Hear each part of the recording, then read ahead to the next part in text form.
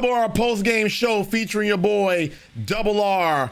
Baltimore Ravens lose at home on Monday Night Football to the Detroit Lions, 38-30 at the bank. Lions improve to 2-1. Ravens drop to 1-2 on the year. Let's go over the game here. Let's start off with the numbers here. Jared Goff, 20 of 28. 202 yards, an efficient game, 1 touchdown pass, but it didn't matter because the running backs ran all up and down the field against the Baltimore Ravens, as they call themselves Sonic and Knuckles. Sonic, Jahmyr Gibbs, and Knuckles, David Montgomery. Sonic and Knuckles handle business tonight. David Montgomery, 12 carries, 151 yards, 2 rushing touchdowns.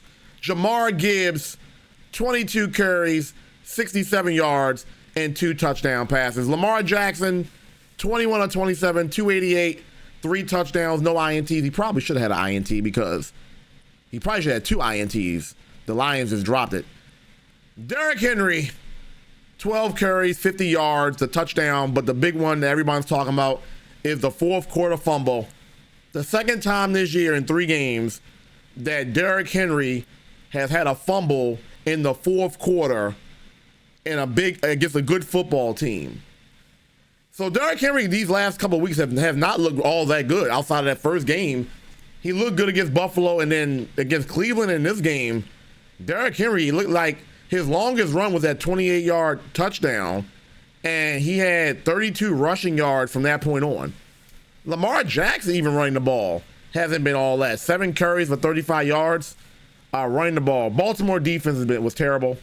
Amara St. Brown, 7 catches, 77 yards, a touchdown. Laporta was big on third. I think he had 4 catches. All of them were probably on third down. Every time I heard Laporta's name, it was on third down. 4 catches for 33 yards. Ravens receiving Mark Andrews, his breakout game of the year. 6 catches, 91 yards. Have anybody ever noticed that when Mark Andrews has a good game against good teams, we lose? I noticed that. Every time Mark Andrews has a good game, at least against really, really good teams, we lose. The games that Zay Flowers goes crazy in, we usually win those games.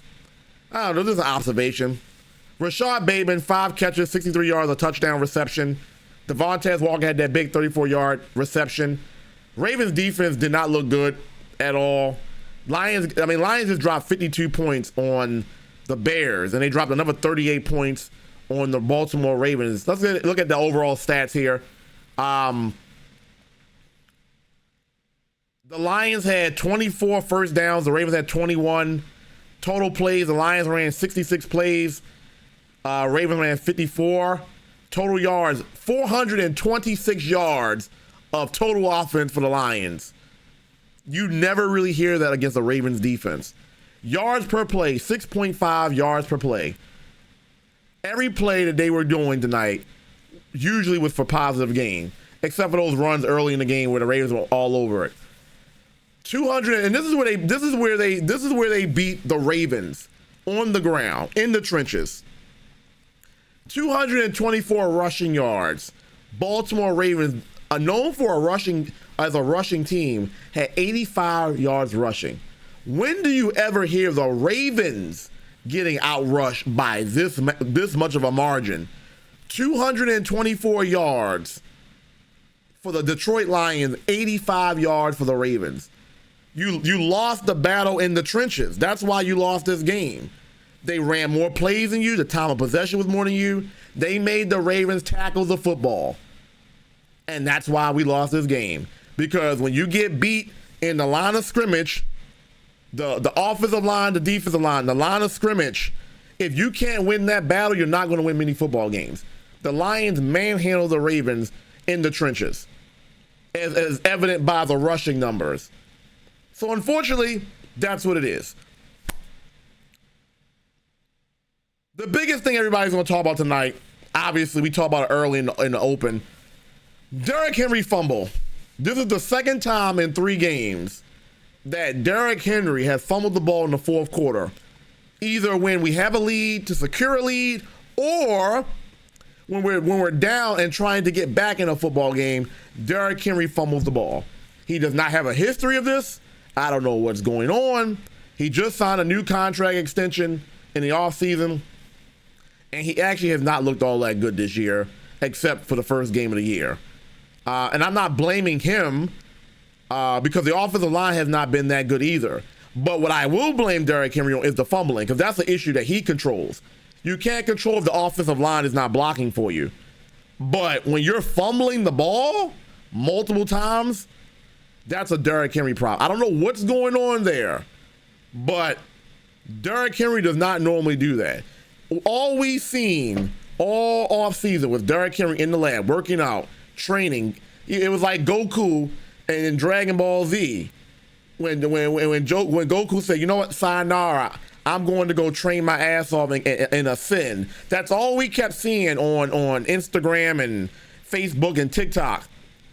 And I'm just saying, I'm not saying he's like, what's going on here? I know Derrick Henry is locked in mentally. He lives and breathes football. So what's going on here? I don't know what's going on there.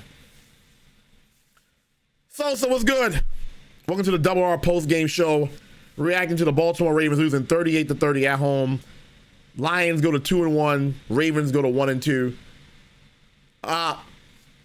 We got the Kansas City Chiefs next week. We could potentially go 1-3. I need the Ravens to play their best football, because you can't go 1-3.